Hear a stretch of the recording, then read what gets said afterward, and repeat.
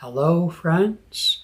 Nayaswami Hriman here, overlooking the Bay of Port Susan in western Washington, gazing up at the snow-clad peak of Mount Baker on a beautiful spring day. We continue with our original lessons by Paramhansa Yogananda, and we're starting on his first set of lessons, what he called the Yogoda Lessons, published in 1926. He would put ads in newspapers for these lessons, and then people would subscribe to them through the postal service, and he would mail them out. These lessons, I don't recall their pattern, maybe every 2 weeks, something like that. And today we're on lesson 5. These lessons, if you want, they are republished, not edited, but republished in, the only place I know to get them is on Amazon. Type in Yogoda. In any case, we're not here to give the lessons as a course. That would be more than what we can do in these short broadcasts. But we are on, as I said, lesson 5. Now, lessons 1 through 3 we started with on Friday last week and brought up some points, some very interesting points, I believe, on the practice of Yogananda's energization exercises, which at the time he called the Yogoda exercises. And then Monday, yesterday, Padma went over lesson 4, the highest technique of concentration, which is what we now commonly call the Hong Sa technique for the mantra that is used. But that technique is to be found universally throughout the world in the different prayer and meditation traditions, and takes the form pretty much everywhere in watching the breath. In the field of meditation in modern times, mindfulness has come back around to this ancient practice, rediscovering it, originally focusing on watching the thoughts, but then came around to seeing the greater effectiveness of watching the breath. Because we get too easily entangled in our thoughts. That's actually a higher order of meditation, not one for a beginner, and certainly not one for our overstimulated culture. And so that practice of watching the breath using the mantra Hong Sa was yesterday's lesson, and Padma made a bunch of very useful points. Now today, lesson 5 is the highest technique of meditation. Now this is very curious to me. This lesson is what we would call today the teaching of the Om technique, the technique of closing the ears and listening right in the right ear for the inner sounds of the astral body, the chakras so-called, and then to their source, the great thunder and rolling sound of Om. Of course, I'm not going to teach that lesson, but it is interesting that in Yogananda's day, he would just mail this out. But here's some interesting points. When you open lesson 5, he asks the student, on their honor, to take a spiritual pledge of Yogoda students.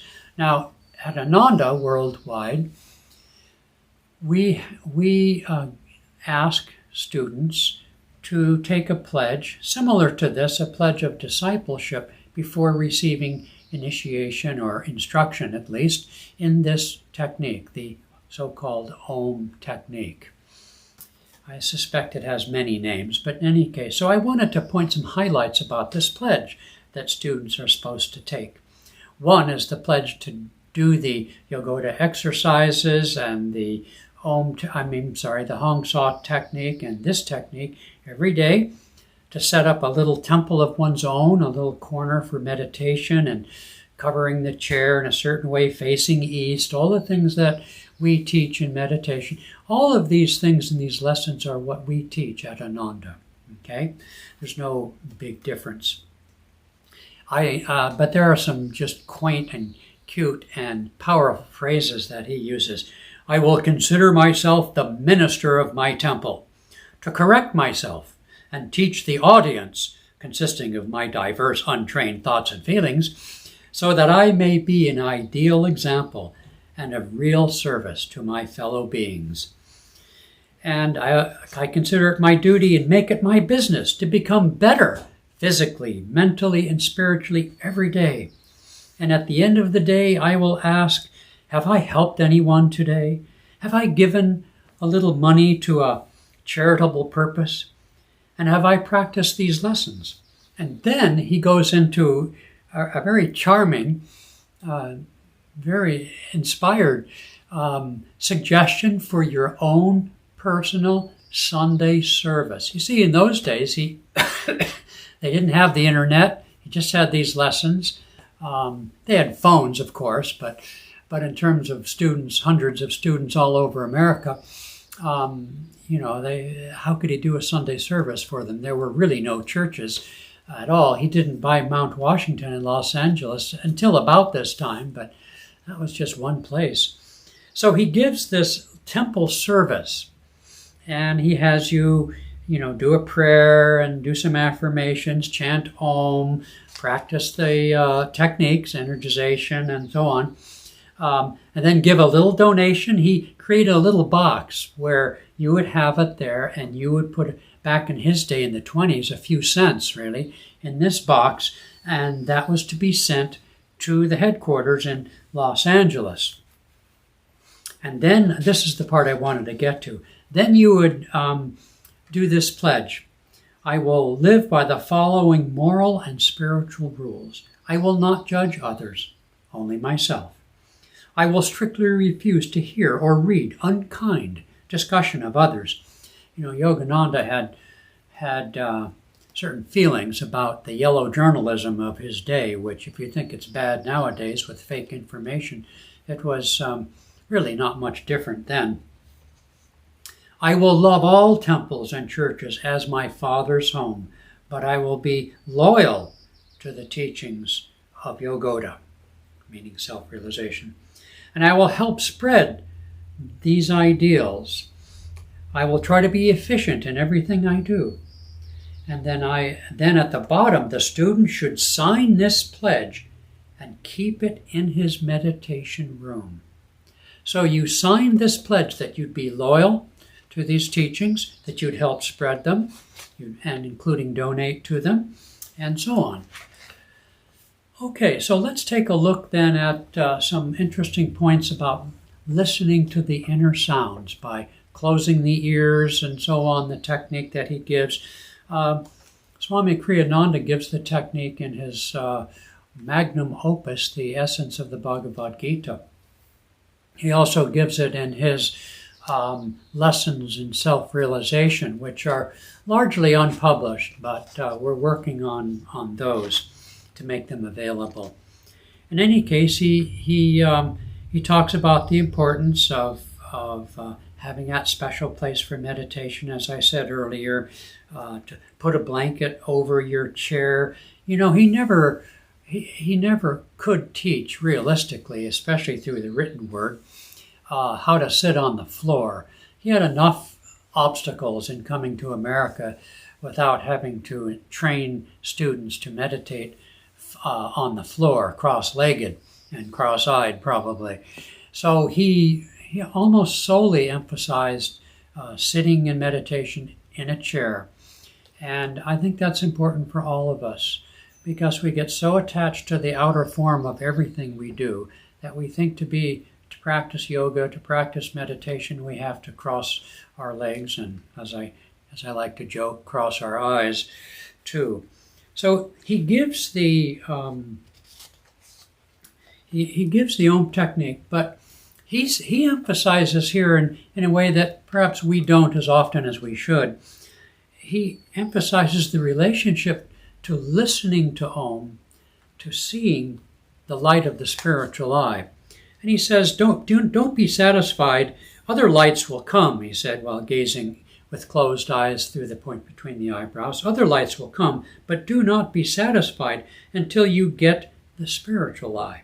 And then he quotes, as we of course always do also, if thine eye be single, thy whole body shall be full of light. Matthew 6:22. Now, he talks about, at first, you might hear physical kinds of sounds, electrical sounds, or circulation, heartbeat. He says go deeper. And then as your concentration deepens, you maybe hear the subtle electrical sounds, the cricket sound, bumblebee, flute, harp, etc., of the different energy centers known as the chakras. And then by general practice, you will hear the symphony of rolling Om. He calls it rolling Om. I hadn't remembered that. Filling your body and mind. Now, he says practice this for 10 to 15 minutes in the morning, 20 to 30 minutes or more before going to bed. That's a curious juxtaposition to make. I'm not sure. He doesn't explain. So often Yogananda never explained or infrequently explained the why of things. He just said, do this, do that. But I suspect the longer time is, in the morning most people are kind of geared up to enter the battle of life, if you will, the activities. And at night you are, yes, you're tired, but at least to that extent, or to some extent, you're relaxed and you've put out of your mind, maybe more likely, the day's activities. And so he suggests to practice this technique longer, as much as twice as long in the evening.